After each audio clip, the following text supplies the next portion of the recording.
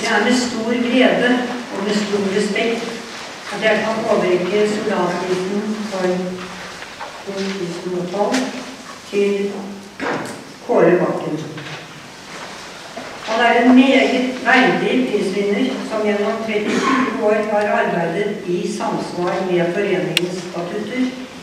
Prisen for sivilt mot soldatprisen skal tildeles enkeltpersoner som åpent og uredd har avdekket eller motarbeidet forhold i Norge som truer grunnleggende verdier, menneskeverd, demokrati og rettssikkerhet. Det disse verdiene som har vært rettesnor for Kåre Bakkens hjelp og støtte til flyktninger og asylsøkere. Det var tilfeldigheter som førte ham inn i dette arbeidet, men det var ikke tilfeldigheter som fikk ham til å fortsette. Det var egne valg. Han handler som han tenker, han tar konsekvensen av det han vet, og han viser dermed et viktig prinsipp, at kunnskap forplikter.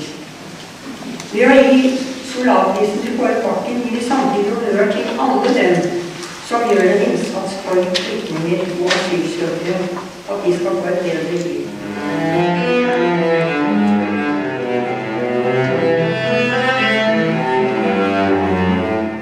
Å engasjere seg for flyktninger som har fått sine søknader om å få beskyttelse i Norge avslått av våre utøvende myndigheter, ikke akkurat den enkleste fritidssyssel man kan befatte seg med. Det kan jeg betro det.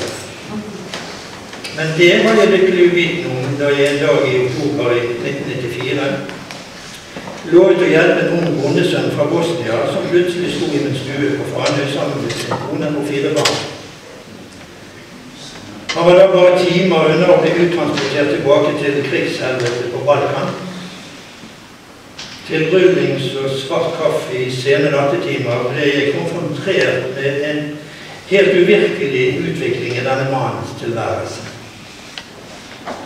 Fra å drive en solid opparbeidet slektsgård i fredelig sameksistens med sine naboer var situasjonen forandret så å si over natten og utviklet seg raskt til å være en orgie i vold og likvideringer.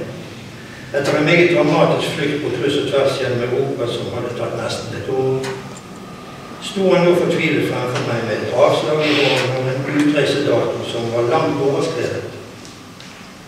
Han virket helt utslitt, og jeg forstod at han så på meg som til siste håp for å kunne redde sin familie. Dermed fikk Sogn og Fjordane fylke sitt første kirkeasyl, som ble det lille gudshuset utenfor Franøy, som vi den gang slett ikke var helt sikre på om det hele tatt var vekslet.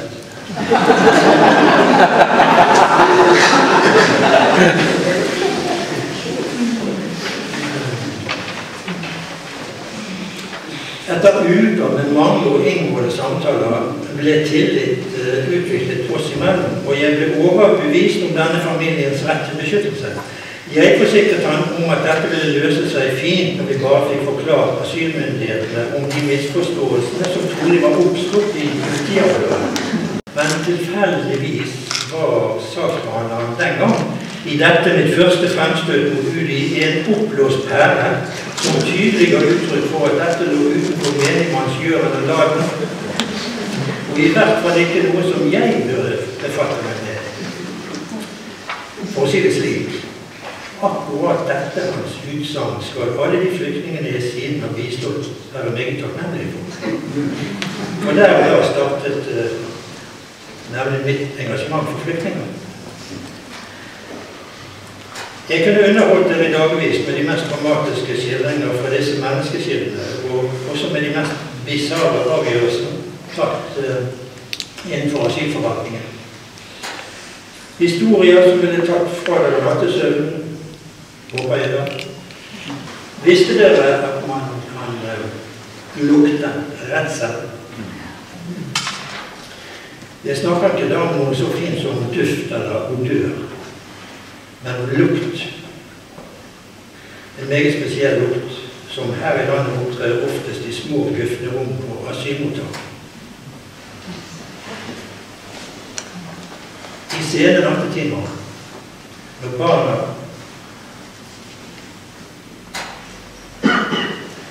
barna later som de sover, Når alle ord er sagt, og hver fornuftig tanke er stoppet opp, og tårekanalen er uttømt, og var det nyåpnede brevet, men det siste avslaget i. Når stinnede kåper sitrende nerver farer sammen ved lyden av en bildør som er slått i utenfor. Alt for mange korrupte og maktglade despoter sitter som regjeringssjefer og tyner sitt eget folk, driver etnisk rensing og skaper konflikter og krig med sine nabostater. Til sammen er de kanskje ikke mer enn noen få hundretalls personer, men de har så langt klart å produsere ca. 40 millioner flyktninger i verden. En liten brøkdel av disse finner veien til Norge. La det være helt klart, jeg er ingen naiv person som har som mål å fylle landet vårt med flyktninger. Jeg innser at vi må ha et velregulert lovverk som er i stand til å ivareta landets innvandringspolitiske hensyn og samtidig egne asylinstitutter.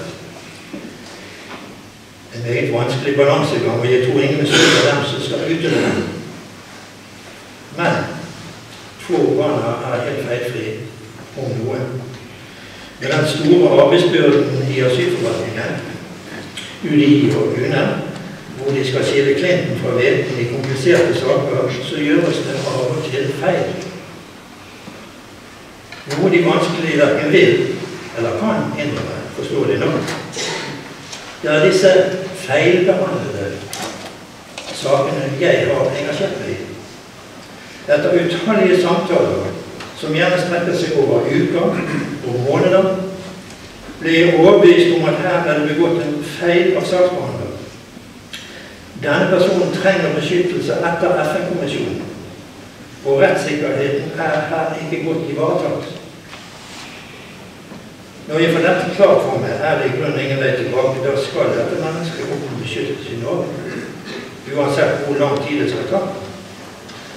Dette kan best illustreres ved å vise til at de saker som inneholder i snitt 2 avslag før de kontaktet meg, så varierte saksgangen fra 1,5 år fra den raskeste og til over 10 år fra den lengste, før de oppnådde å få lovlig opphold i Norge. Men jeg må jo også legge til at i 7 av 10 hendelser om hjelp var jeg etter å ha satt meg grundig inn i vedkommende sak, måtte avvise søkeren da jeg vurderte avslaget som riktig. Jeg har meget god samvittighet for alle disse menneskene jeg har hjulpet til å få oppgave i landet vårt. I dag er de aller fleste av dem blitt norske statsborgere. Alle har de fått seg jobb, kjøpt seg leiligheter og eneboliger. Barna som tilbrakte år av sin oppvekst på asylmottak. Er i dag flinke norske ungdommer som er i full gang med til dels meget gode utdannelser. Ingen av dem har så langt lagt det norske samfunnet til last. Bare vinn-vinn for alle parter. Er det rart at jeg er stolt av dem? Det hele dreier seg egentlig dypest sett bare om et ord, nemlig kjærlighet.